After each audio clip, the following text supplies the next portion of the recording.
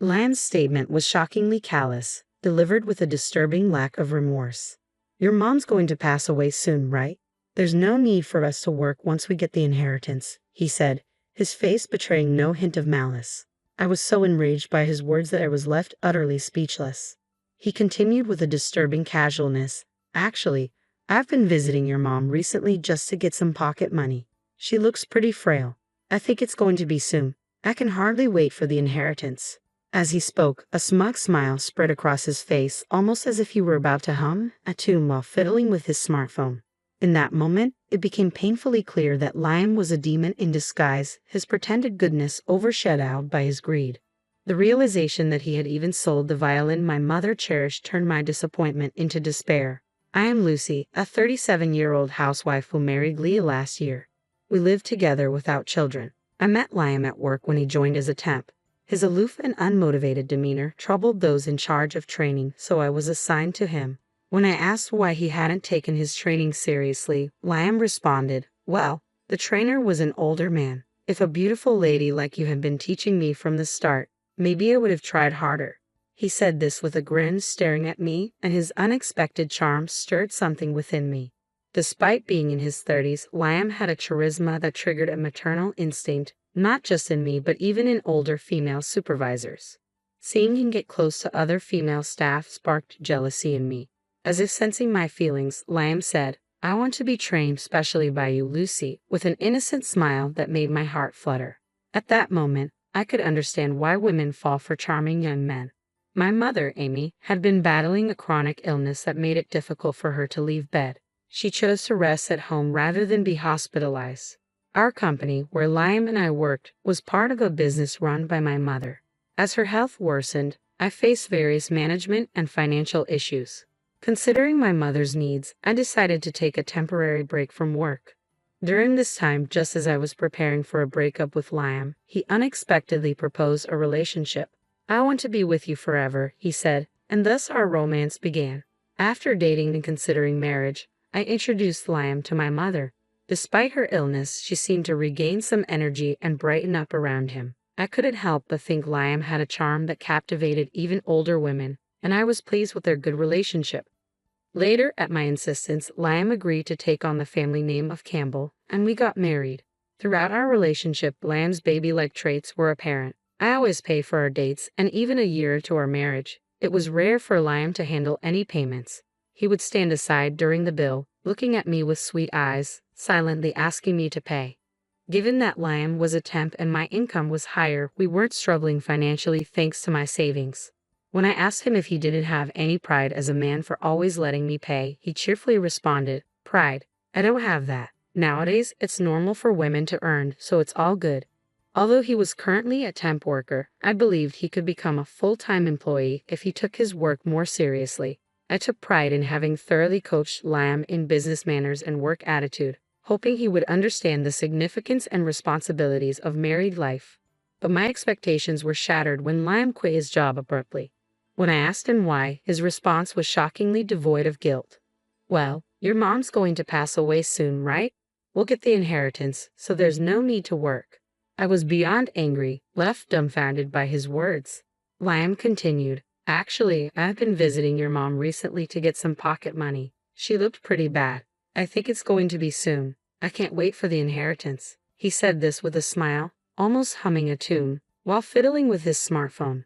At that moment, Liam appeared angelic but was a devil at heart. And now, as the afternoon arrived, I find myself at my mother's house. My sister Millie, who married early and whose children are now in college living elsewhere, has returned home. Her husband, Sean, is on an overseas assignment, so she is staying with our mother. I handle our mother's care while Millie is at work in the mornings. The other day, Liam came by for a visit. Millie mentioned that he claimed he was just stopping by, but he ended up taking some pocket money from Mom and left. I was disappointed to hear this. Liam has been visiting our mother frequently in my absence and seems to be receiving money from her. When I introduced Liam to my mother before we married, he must have noticed her considerable fortune. It seems he quit his job, relying on the inheritance he expects from her. He's like a greedy hyena. The house where my mother lives sits on a hilltop, distinguished by its grand gate. a legacy from my late father, who was also quite wealthy. After my father's death, my mother took over his businesses and further increased their wealth. Her businesses alone are now worth around $7 million. Liam's interest in the house, particularly in the violin displayed in a showcase in my mother's room, is troubling. The violin is a memento from my father, who was a musician. Despite the wealth we have, my mother always said that the violin is her most treasured possession. Liam, with his sharp eye for money, naturally took an interest in it. I told Millie that if Liam comes by again, she shouldn't give him any more money, but I worry that Mom might still give in. It's a troubling situation. It's been just over a year since I married Liam, and I'm starting to think seriously about our future. Seeing my distress, Millie tried to comfort me, saying, "There are men who depend on wealthy women. Maybe Liam is one of them. Don't worry, even if you decide to divorce, you'll be okay." "I'll support you, Lucy," Millie said, her words a source of encouragement. Maybe Liam would change, or maybe divorce was an option I could consider. That day, however, brought an unexpected turn in my mother's condition. After breakfast, she suddenly began to suffer. Thankfully, both Millie and I were at her house that morning and noticed immediately when she fell into a coma.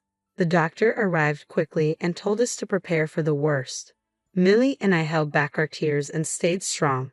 My mother clung to life until the next day, during which time Millie's children and Sean, who had returned from his overseas assignment, arrived. Despite having received money from my mother, Liam didn't show up. It was his last chance to see her. That night, as our family kept vigil, my mother passed away peacefully without suffering. Sean and the kids were overwhelmed with grief, and I was deeply saddened as well. However, having been prepared by the doctor, Millie and I immediately began making funeral arrangements. Thanks to our prior preparations and contacts, everything proceeded smoothly. I sent a text to Liam informing him of my mother's passing and the funeral details, but received no reply. Assuming he might be in shock, I waited, hoping he would attend. During the funeral, Millie and I were grateful for the support of those who had been kind to my mother throughout her life, company executives, longtime friends, and many others. I was touched by how loved she was, which gave me a sense of fulfillment. In the midst of this, Sean came to me in tears. I planned to place Mom's cherished violin at the funeral, but when I went to get it, it was gone, he said. I was shocked and exclaimed, "What?" It was evident that someone had broken into my mother's house during the busy funeral preparations. I recalled that Liam had shown a particular interest in the violin. I quickly contacted Liam, who had yet to show up at the funeral. Surprisingly, he answered on the second call. "Liam, how are you? I heard you were coming to the funeral. Where are you?" I asked urgently. He laughed on the other end of the line. "All these sudden questions are funny. Your mother passed away, right? It took longer than I expected." I was getting tired of waiting. I wanted to yell at him for his insensitivity, but managed to restrain myself and urged him to come to the funeral. His reply was staggering. "I'm in the middle of a transaction. A collector wants to buy your mother's violin. I'm finalizing the sale now." I was overwhelmed with disbelief. Liam was actually selling my mother's violin. "Liam, stop that transaction immediately. You're going to cause a lot of trouble," I implored desperately. Selling the violin, which my mother had treasured, was unforgivable. "That's impossible," Liam replied dismissively. "The buyer is fully committed and has already prepared the cash. Sorry, I'm busy. I'll hang up now. Good luck with the funeral. Bye." With that, Liam ended the call. I was too shaken to discuss Liam's actions at the funeral, and decided I would talk to Millie and Sean about it later. Liam's greed had driven him to sell my mother's precious violin. This was the final blow to my already fragile trust in him. If someone chooses to depend on a woman for financial support, that's their choice. If they find someone willing to accept that, so be it. But I won't assist someone who repays kindness with ingratitude. I vowed never to forgive him. After the funeral, the three of us found a moment of respite at my mother's house. Although the service was over, not everything was resolved. We still had to address the extensive business affairs my mother had managed. However, the most urgent issue was Liam's absence. His failure to appear in the sale of the violin was the final straw. "I haven't told Millie and Sean about the violin yet," I said, feeling a deep sense of disillusionment. If we can't find it, we might need to involve the police. Millie, unaware of the full story, voiced her concern. Right, we might have to rely on the police. Sister, I've called someone who might know about the violin. Let's hear what he has to say. I looked toward the door. Oh, look, he seems to be arriving now, I said as we prepared to meet him. I heard the roar of a powerful engine as it approached the house. It came to a stop, and with a sharp thud of the door closing, Liam walked in without using the intercom. Lucy, the funeral must have been tough, he said, his tone disturbingly casual. Did you collect a decent number of sympathy cards? His lack of empathy was infuriating. Millie and Sean exchanged disapproving glances. Liam, what were you thinking? Not showing up at the funeral after everything Mother did for you? Aren't you saddened by her death? I could barely contain my anger. Liam shrugged. Of course, I'm sad. I won't be getting my allowance anymore. When I went gambling with Amy's money, I often won big. People with money seem to have better luck. His words seemed designed to provoke us further. Then he brought up the violin. I guess you don't get the inheritance right away. I made a little miscalculation. I couldn't wait for the inheritance procedures, so I had an acquaintance sell the violin from Amy's room. Millie looked stunned. You sold it. That violin? Sean's expression mirrored her surprise. Liam, with a hint of pride, added, It sold for $200,000. I bought a new car with that money. Millie's face turned red as she burst into laughter, and Sean soon joined in. Liam looked confused and annoyed. Did it really sell for $200,000? Millie managed between laughs. Yes, it did, Liam said, trying to hold on to his composure. I maintained my calm demeanor and said, I feel really sorry for you, Liam. His face reddened with anger, a rare sight that oddly cheered me up. Is that the sound of your new car arriving? I asked half-jokingly.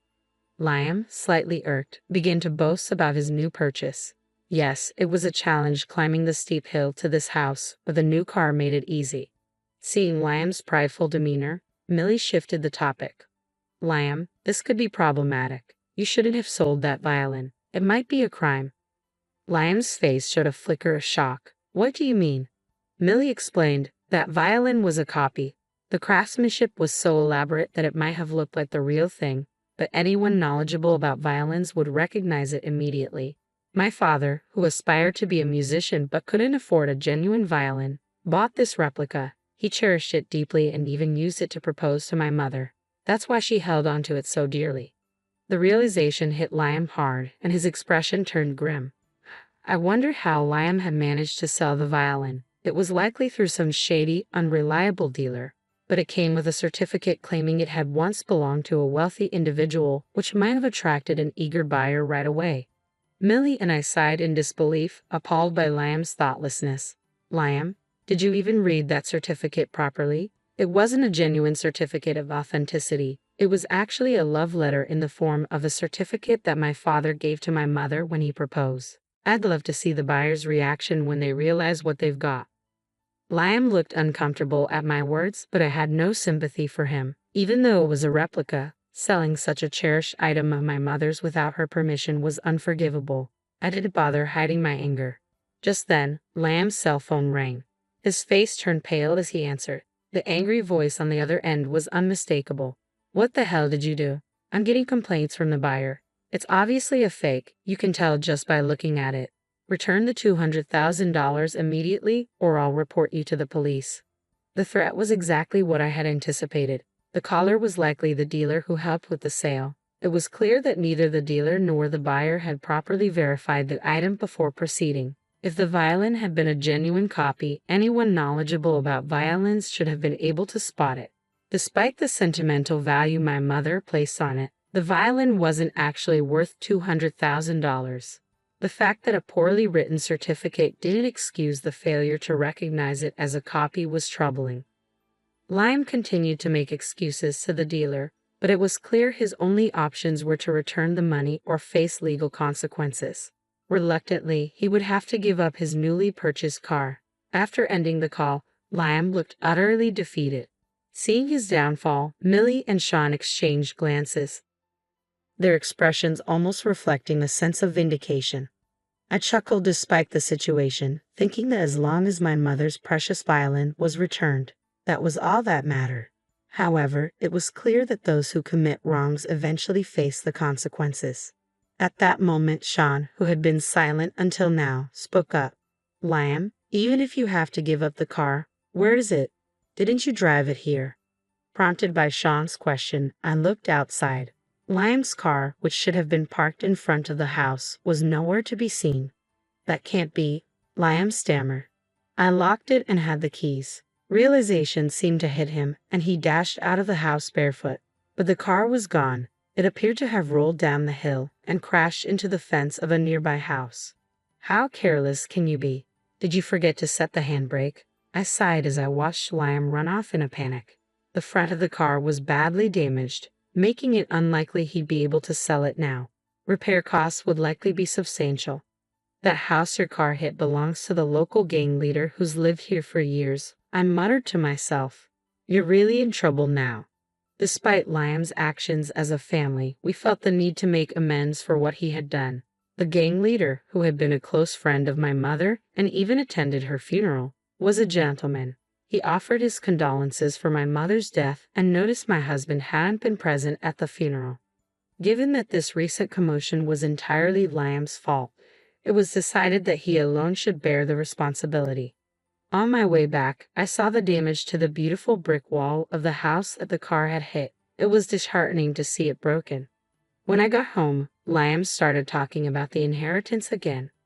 Lucy, when will we get the inheritance? It was so close. If it weren't for my mother-in-law's inheritance.